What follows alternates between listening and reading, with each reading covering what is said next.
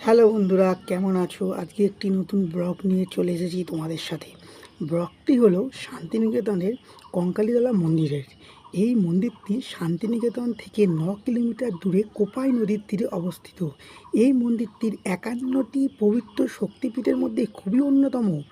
পুরাণে বলা আছে, ক্ষুব্ধ ভগবান শিবকে শান্ত করার জন্য ভগবান বিষ্ণু তার সুদর্শন চক্র দিয়ে দেবী সতীর আত্মাহুতি দেহকে খণ্ড খণ্ড করেছিল।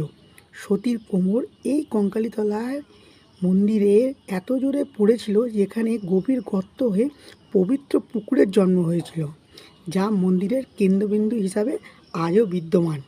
আমরা এই মন্দিরেরটিকে এবং এই পবিত্র পুকুরটিকে দেখতে এসেছিলাম। খুবই সুন্দর এই জায়গাটা। আপনারা যারা শান্তিনিকেতনে যাবেন, এই কঙ্কালীতলায় একবার এসে অন্তত পুজো দেবেন। খুবই খুবই খুবই সুন্দর। এই যে মোমবাতি ও ধূপ দিচ্ছি আমরা, এর ঠিক বাঁ দিকে এই পবিত্র পুকুরটি আছে।